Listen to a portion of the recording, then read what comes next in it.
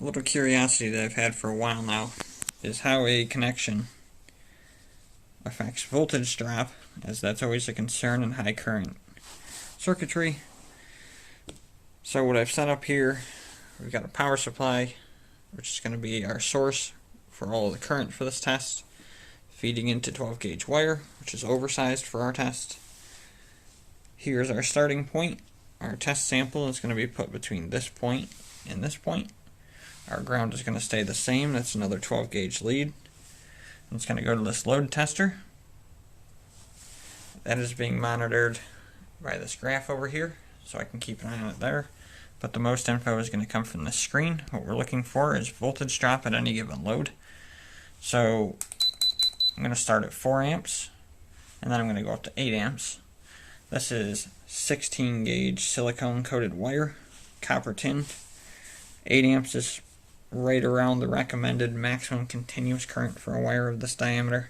You can technically run more because of the silicone coating, but I'd like to keep it at 8. It's rather decent. It's a good load to see how much voltage drop we're going to have. The samples for today, as mentioned, this is a straight wire with a 1/2 inch insulated piece just in the center.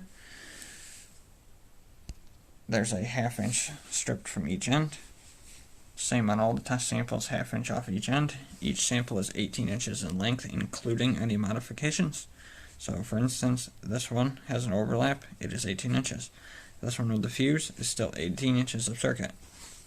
So we have a fuse soldered on. This is a 10 amp fuse so that we can run it at 80% of capacity, which would be 8 amps. Next up is a 1/2 inch soldered overlap.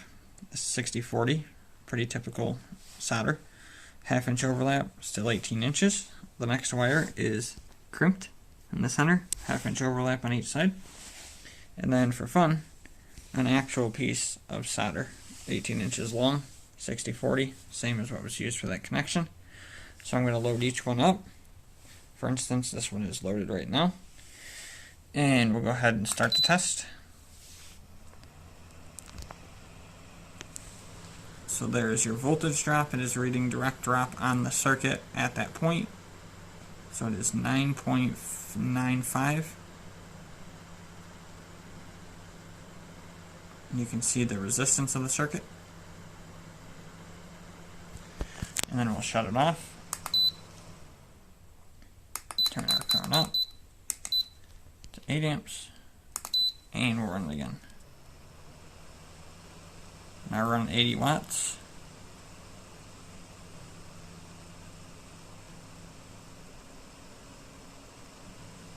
Now some of these numbers you'll have to just look at. I'll have a chart at the end of this video so that it's easier. And then just for fun, let's go right to 15 amps, which is way above. I won't be able to do this on the fuse one, maybe for a few seconds. Just see what it does.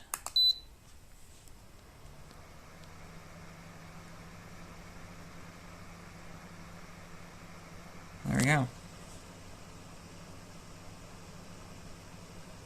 Wire's barely even warm.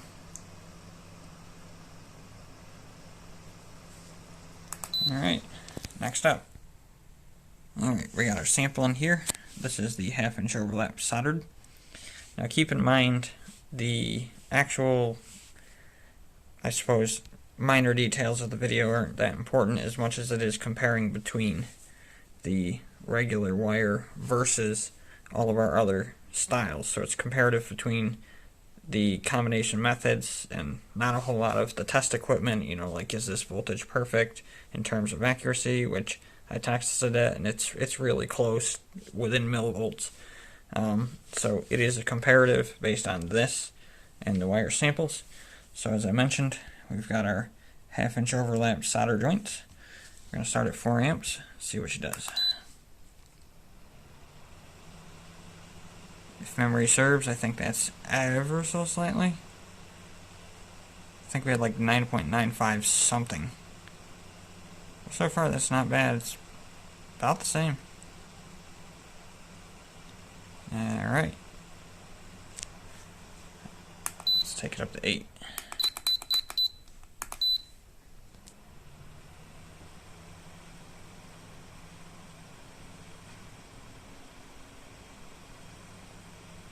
resistance changed a lot on that one.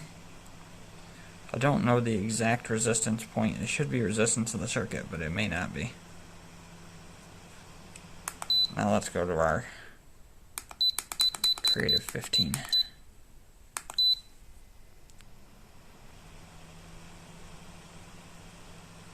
Oh yeah.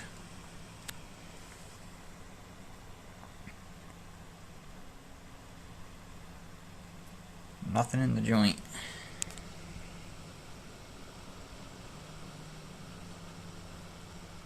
Alright, on to the next one.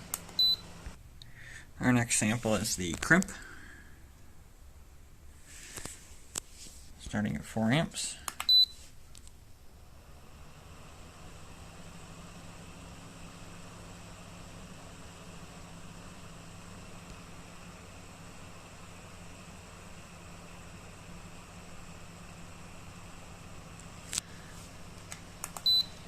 Now we'll go to 8.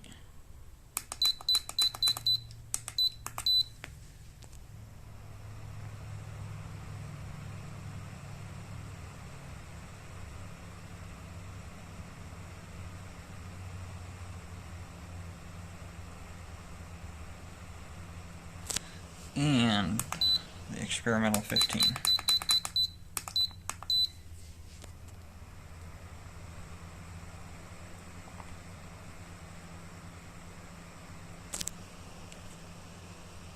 And I have no heat on the wire that I can feel. Keeping in mind silicone's an insulator. Alright, on to the next one. This test is going to be the fuse. Keeping in mind it is a 10 amp fuse, so you should only be running 8 amps. 80% of your fuse or breaker rating is standard safety practice. So we're going to do 4 amps, 8 amps, and then I'll try 15. It may last a few seconds. In theory it should not. We'll see how it goes.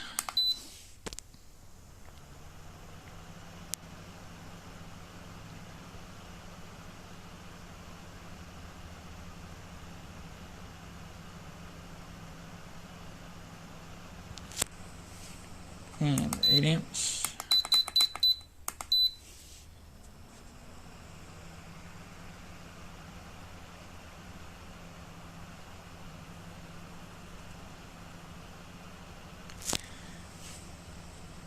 We'll start at 10 just to see.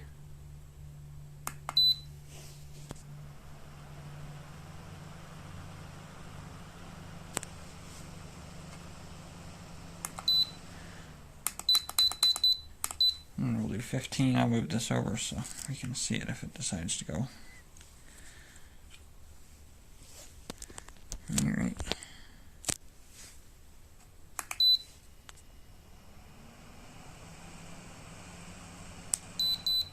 There she goes. Didn't take long. Now we're on to the interesting bit. We've got a piece of solder in here. It's actual solder wire right off the spool. Goes over to there. It's going to be a little darker now because my flash decided to shut off because of the phone battery. Not a big deal. So just like before, we'll start at 4 amps. Oof. Voltage drop is pretty bad right off the get-go, which is to be expected. And you can see it's getting worse. Yeah, the solder's getting hot. You can see as conductors get hot, resistance increases, and it's slowly getting hotter. That's why that upper voltage value keeps going down. Well, make sure this isn't touching. Up to 8 we go. Oh yeah. Oh yeah. So the reason for that is the cutoff voltage is at 8 volts. We'll just go ahead and change that. We're going to need safety where we're going.